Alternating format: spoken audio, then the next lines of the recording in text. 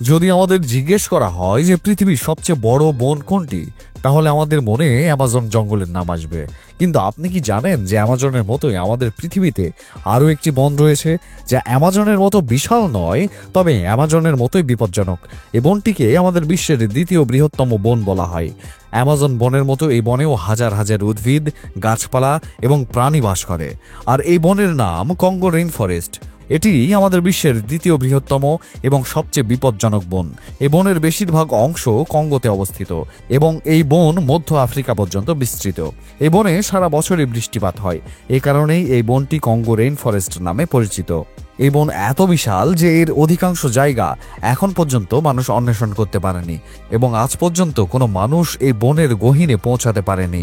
এমনকি এই বনে বসবাসকারী উপজাতিরাও এই বন পুরোপুরি দেখেননি। এই বন অনেক বিচিত্র প্রাণীর আবাসস্থল। এই বনে এমন এমন বিচিত্র প্রাণী পাওয়া যায় যা এই বন ছাড়া পৃথিবীর আর অন্য কোথাও পাওয়া যায় না।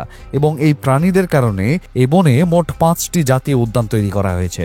জাতিসংঘ এই 5টি উদ্যানকে বিশ্ব ঐতিহ্যের মর্যাদা দিয়েছে। এই উদ্যানগুলোর ভেতরে আপনি অনেক ধরনের জিনিস দেখতে পাবেন। অ্যামাজন বনের পরে বিশ্বের একমাত্র স্থান যেখানে এত প্রজাতির প্রাণী পাওয়া যায় তা হলো কঙ্গো রেইন ফরেস্ট। এই বন এত ঘন যে এর অনেক অংশে সূর্যের আলো পৌঁছায় না এবং এই কারণেই এই বনের বেশিরভাগ অংশ আর্দ্র থাকে।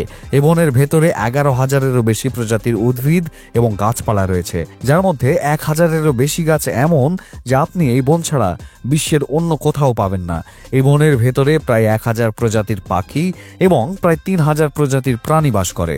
এছাড়াও এই বনের ভেতরে এমন অনেক বিপজ্জনক প্রাণী বাস করে, যদি তারা একবার কোনো মানুষকে দেখে ফেলে তাহলে তার পক্ষে এই বন থেকে জীবিত ফিরে আসা সম্ভব নয়। কেবল প্রাণীই নয়, অনেক বিষাক্ত এবং অদ্ভুত গাছপালাও পাওয়া যায় এই বনে।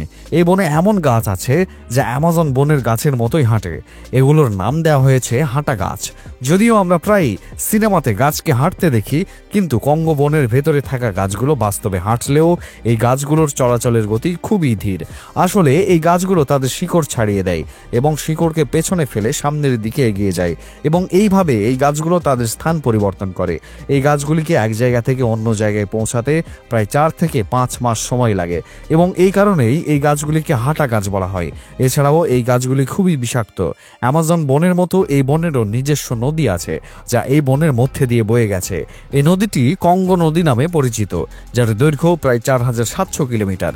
এটি বিশ্বের 5ম দীর্ঘতম নদী এবং আফ্রিকার নীল নদের পরে 2য় বৃহত্তম নদী। এই নদীর ভেতরে অনেক বিপজ্জনক প্রাণী বাস করে। এই নদীর ভেতরে আপনি বিশাল মাছ এবং বড় কুমিরও দেখতে পাবেন। এই নদীতে বসবাসকারী কুমিরগুলো এতটাই বিপজ্জনক যে যদি কোনো মানুষ তাদের হাতে ধরা পড়ে তবে এই কুমিরগুলো তাদের জীবিত ছাড়ে না। 2022 সালেও এমনই এক ঘটনা ঘটেছিল। যখন কিছু মহিলা এই নদীতে বেড়াতে এসেছিল তখন এই নদীর বিশাল কুমির তাদের আক্রমণ করে, যার ফলে ওই মহিলারা নদীতে পড়ে যায় এবং এই কুমিরগুলো তাদের খেয়ে ফেলে। অনেকদিন ধরে খোঁজাখুঁজির পরেও তাদের মৃতদেহ কেউ খুঁজে পায়নি। এছাড়াও এই বনে পাওয়া সাপগুলো খুবই বিপজ্জনক এবং বিশ্বের অন্য কোথাও দেখা যায় না। এমন এমন বিরল প্রজাতির সাপগুলো এই বনের ভেতরে বাস করে।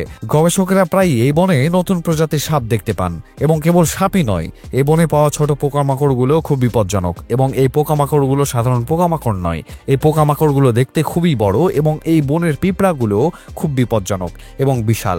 আপনি তাদের বিশালতা অনুমান করতে পারেন যে তারা এমনকি সবচেয়ে বড় প্রাণীকেও মেরে খেয়ে ফেলে এবং খায়। যদি কোনো প্রাণী বা কোনো মানুষও তাদের সামনে আসে, তারা অল্প সময়ের মধ্যে এটিকে কঙ্কালে পরিণত করতে পারে, যার কারণে বনের সবচেয়ে বড় প্রাণীও এই পিঁপড়া থেকে দূরে থাকে। এখানে পাওয়া লাল পিঁপড়াগুলো এতটাই বিপজ্জনক যে তাদের বুলেট অ্যান্টের চেয়েও বেশি বিপজ্জনক বলে মনে করা হয়।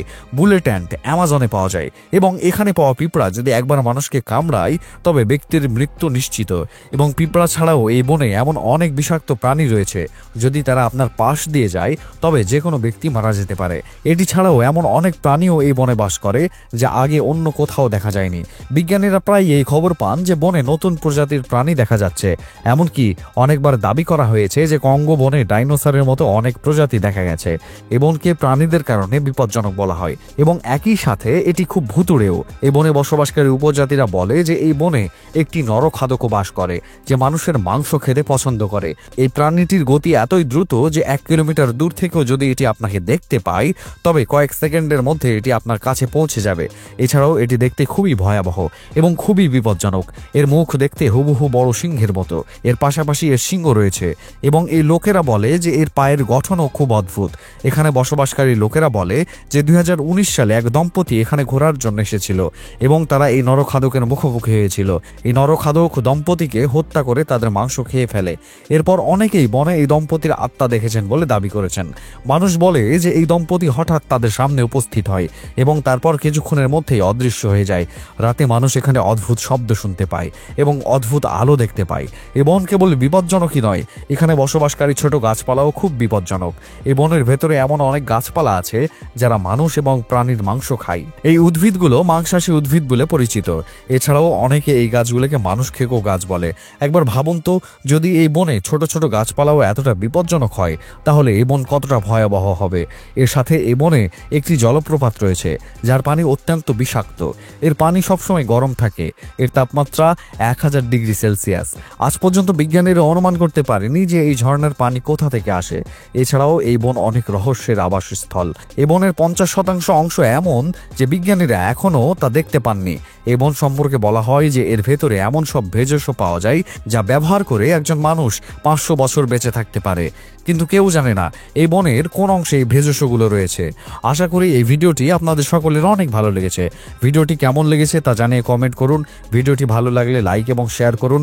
এরকম আরও ভিডিও পেতে আমাদের চ্যানেলটি সাবস্ক্রাইব করুন। ধন্যবাদ।